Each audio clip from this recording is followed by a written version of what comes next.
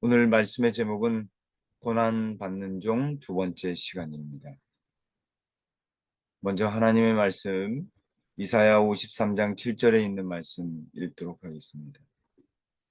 그가 곤욕을 당하여 괴로울 때에도 그의 입을 열지 아니하였으며 마치 도주장으로 끌려가는 어린 양과 덜 깎는 자 앞에서 잠잠한 양같이 그의 입을 열지 아니하였도다.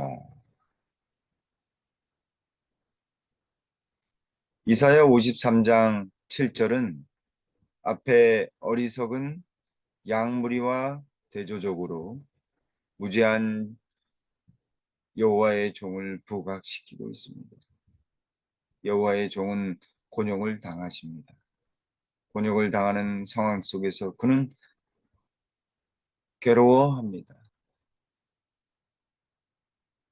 여기서 괴로울 때에도라는 표현은 스스로를 낮추면서라고도 번역할 수 있습니다. 따라서 여호와의 종은 스스로 낮추면서 곤욕을 당하셨던 것입니다. 이것은 그분이 기꺼이 당신의 생명을 내던져 죄로 말미암아 죽는 인간을 구원하시는 사역을 보여줍니다. 가장 모멸적인 상황 속에서 자기 자신 스스로 친히 자원하여 그 상황을 당당히 이겨내려는 굳은 의지를 보여줍니다. 여호와의 종은 그의 백성의 반역으로 인해 매맞고 쓰러뜨림을 당하지만 입을 열지 않습니다. 마치 도수장으로 끌려가는 어린 양처럼, 그리고 덜 깎는 자 앞에서 무기력하게 잠잠한 양같이 도무지 입을 열지 않습니다. 자신을 항변하거나 억울함을 말하거나 표현할 수 있었지만 그는 구원의 계획을 성취하기 위해 자발적인 순종의 모분을 우리에게 보여주셨습니다. 8절에 그는 곤욕과 신문을 당하고 끌려갔으나 그 세대 중에 누가 생각하기를 그가 살아있는 자들의 땅에서 끊어지는 마땅히 형벌받을 내 백성의 허물 때문이라 하였으리요. 근심한 극심한 곤욕 속에서 여호와의 종은 신문을 받습니다. 가장 치욕적인 신문 속에 이리저리 끌려다니셨습니다. 여호와의 종은 이 땅에 불의하고 죄 많은 자들의 거하는 땅에서 죽는 것, 즉 끊어져야 하셨어야 했습니다. 이것은 불의한 자들과 죄인인 백성들의 허물인 허물, 즉 반역죄로 인한 것이었습니다. 이 백성들은 형벌을 받을 백성이었습니다. 여기 형벌이라는 단어는 사실 그 단어 속에 때리는 것, 때림을 당하는 것을 의미합니다. 때림은 단순히 물리적이거나 폭력적인 것, 박해보다도 더 엄중한 준엄한 하나님의 심판을 말합니다. 죄인이 받아야 할 하나님의 엄중한 심판을 여호와의 종은 죽음을 통해 받으셨던 것입니다.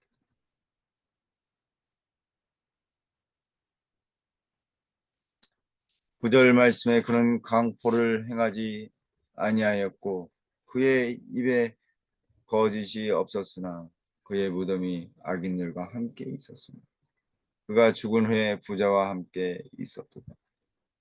고난 속에서 여호와의 종은 강력하고 폭력적인 행동을 하지 않고 그 입에는 거짓, 거짓이나 속이는 것이 전혀 없습니다.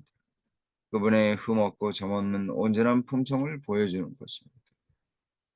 죽음의 순간 십자가에서 예수님은 두 강도 사이 중앙에 있었습니다.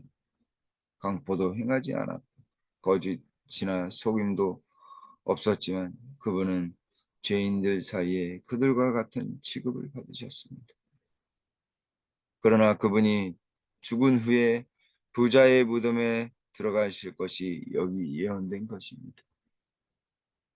마태복음 27장 57절로 60절에 저물었을 때에 아리마대의 부자 요셉이라 하는 사람이 왔으니 그도 예수의 제자라.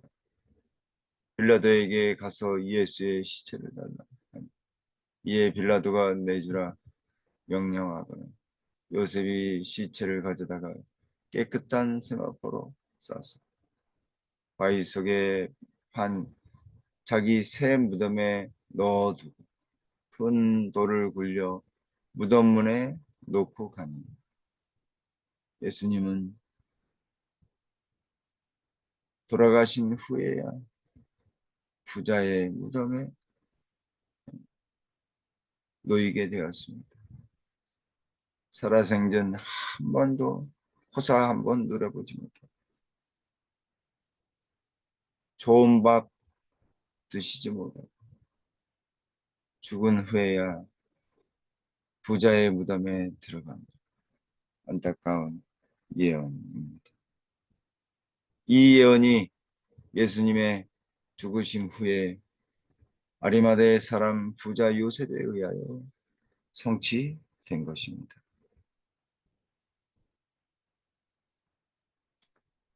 10절 여호와께서 그에게 상함을 받게 하시기를 원하사 질고를 당하게 하셨습니다.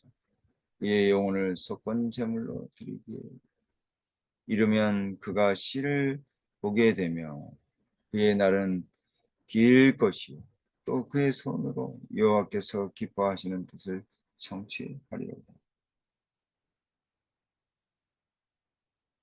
여기 여호와께서 그로 상하게 상함 받게 하시기를 원하사라는 표현에 여호와께서 당신의 종 곧 메시아가 고난받는 것을 기뻐하지 않으셨지만 인간의 영원한 평안과 안녕을 위하여 우주의 안전을 위해 그가 고난당하는 것이 최선이라고 여기셨습니다. 그래서 여호와께서 기뻐하시는 이 뜻은 이것이 여호와의 뜻이었다라고 하는 의미를 담고 있습니다. 오직 그 방법으로만 구속의 경륜, 구원의 계획이 성공할 수 있었습니다. 그리스도의 고난은 영원한 계획의 일부였습니다. 하나님은 메시아 곧 고난받는 여호와의 종을 통하여 하나님의 뜻을 온전히 이루시고 기뻐하셨습니다. 여기 속건 제물은 사람이 손해를 끼친 사람에게 하나님께 배상이 요구되는 잘못을 저질렀을 때 드려지는 배상에 관련된 제물입니다. 죄에 합당한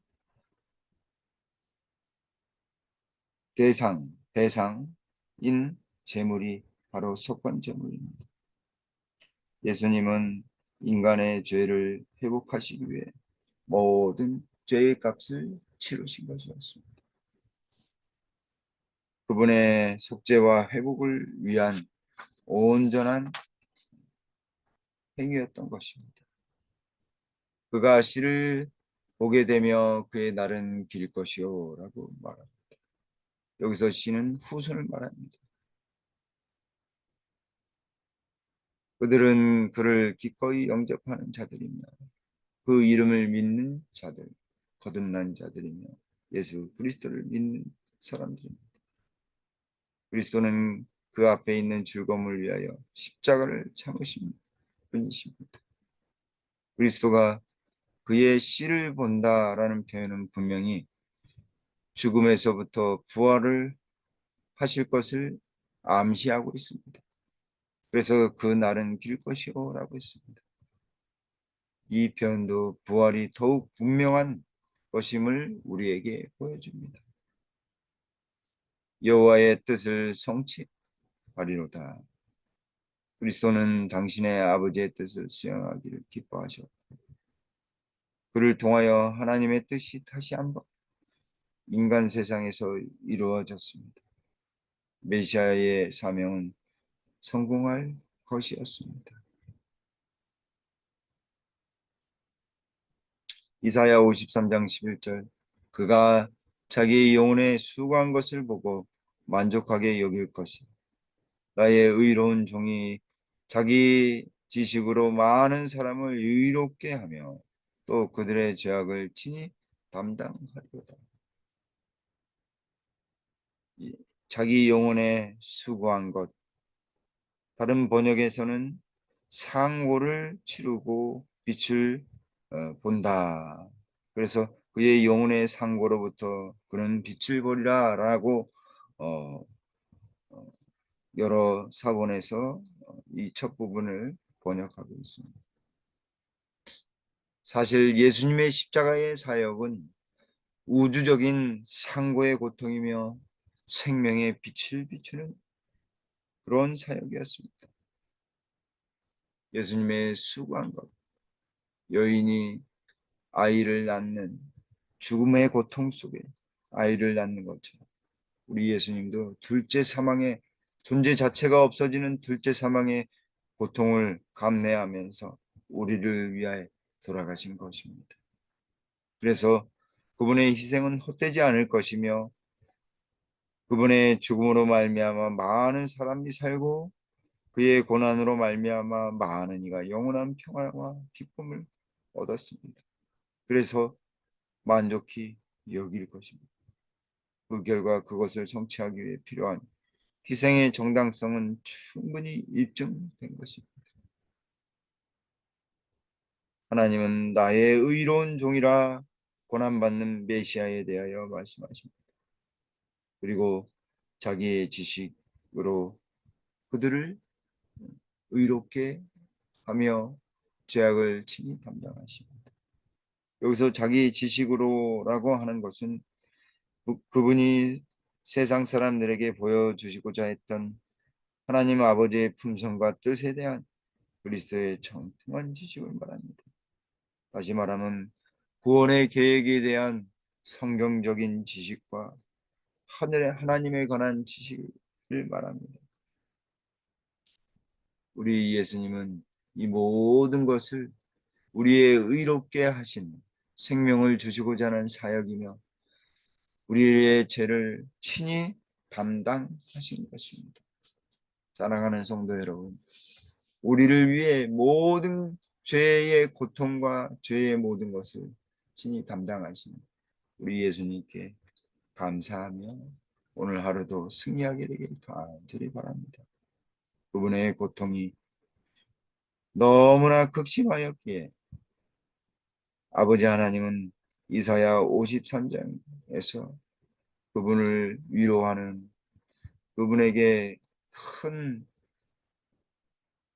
마음의 평안을 줄 수 있는 고난받는 종의 시를 제시하며 그 고통이 얼마나 큰지를 예수님을 믿는 자들이 깨닫기를 원하셨기에 이 같은 말씀을 우리에게 주신 것입니다. 사랑하는 성도 여러분, 오늘도 당신의 수고를 만족히 여기시는 하나님의 지극한 사랑을 경험하고 그 사랑에 감사하는 우리 모두가 되길 간절히 바랍니다. 기도하시겠습니다. 아버지 하나님, 오늘 하루도 새롭게 주시오니 주님 감사합니다. 하나님의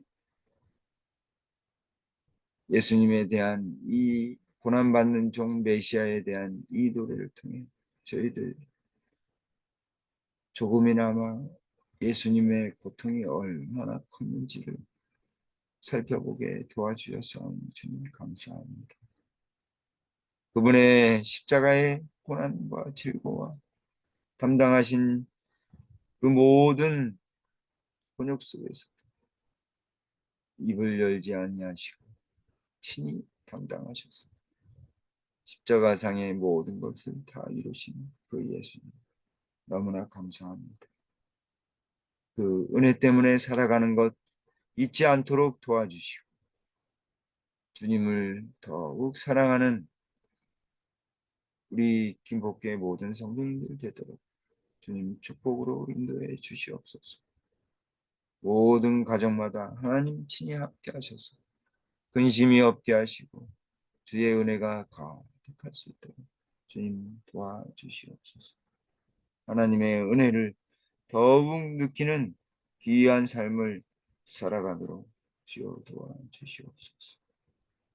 주님 10월 달에 있을 대전도회를 위해 간절히 기도합니다.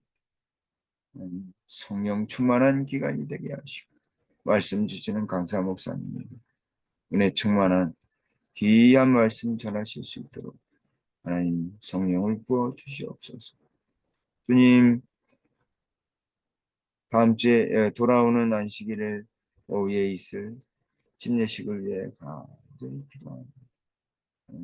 예식이 하나님 받으시기에 합당한 예식이 되게 좀 도와주시고 더욱 함께 하셔서 우리 세 분의 거듭나는 영혼들의 앞날에 귀한 축복과 영간의 강건함과 하나님의 복을 누리는 귀한 삶 살아가도록 성령 하나님 인도해 주시옵소서. 오늘 하루의 삶도 우리 성도님들 평안케 하시고 편찮으신 분들 주님 치유케 해 주시옵소서. 그리하여 근심과 모든 것을 다 떨쳐버리고 우리 주님만을 사랑하면서 살아가는 귀한 성도님들 되도록 주님 이끌어 주시옵소서. 모든 것 감사드리오며 예수님의 이름으로 간절히 기도 올리옵나이다. 아멘.